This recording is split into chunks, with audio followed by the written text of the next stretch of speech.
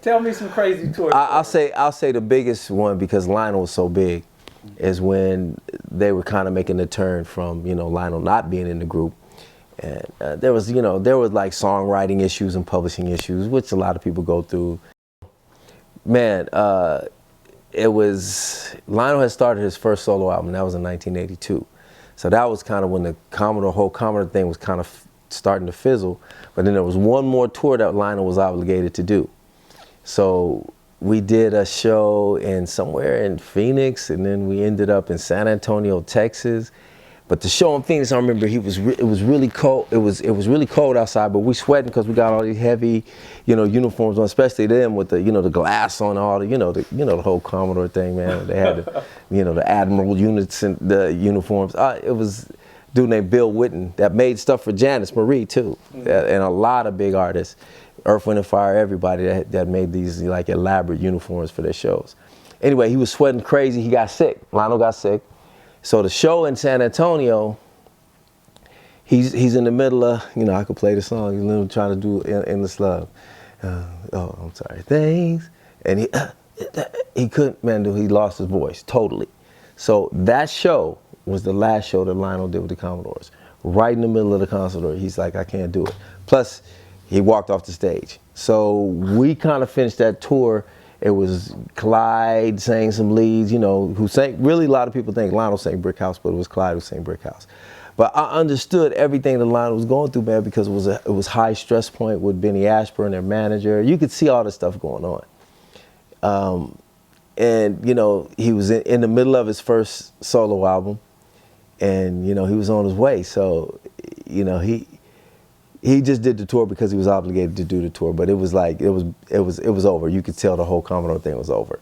So I remember that show specifically because he walked off stage. A lot of people don't know his true departure from the Commodores. There was a lot of conflict, but that was the day it happened. It was in San Antonio, Texas, maybe 1982, and he walked off the stage, man, because he lost his voice. So, I mean, who wants to try to sing a heartwarming ballad when you don't have a voice? You can't even sustain a note. And he got all these beautiful sustained notes through his songs and everything, so he couldn't do it.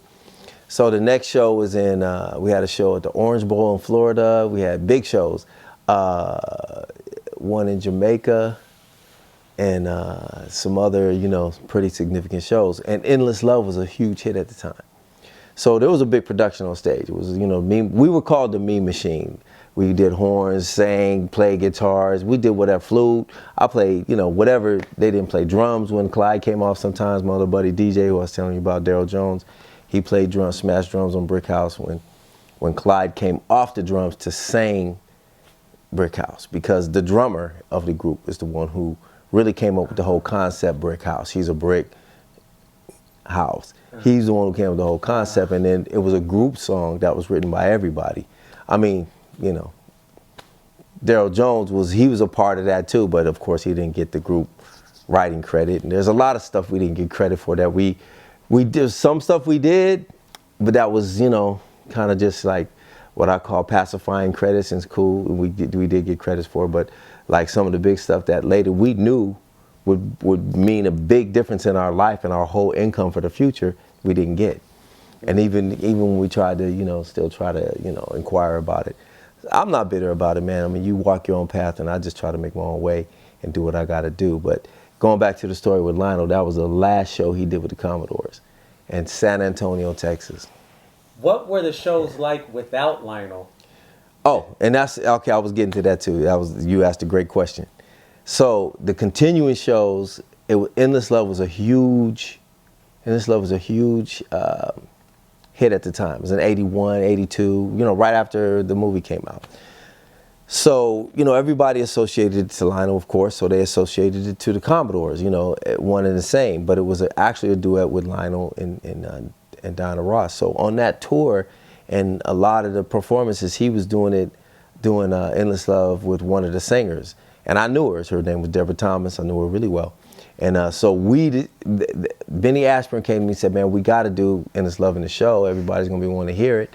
So we still did it. And we did, we could do the show. I mean, Clyde can sing the leads, and, just like the Commodores still exist today, and they got JD and some other people. But at the time, I sang the lead for Endless Love with the girl.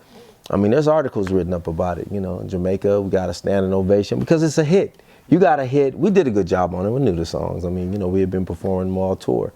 And I actually was working with Lionel heavily when he wrote Endless Love and did the whole Endless Love soundtrack, because there were other songs. I played bass on another song called Dreaming of You, and then was in the studio when he dubbed his vocal, his lead vocal on Endless Love, you know, the whole time. So we were a part of the whole, you know, creative process with what he was doing.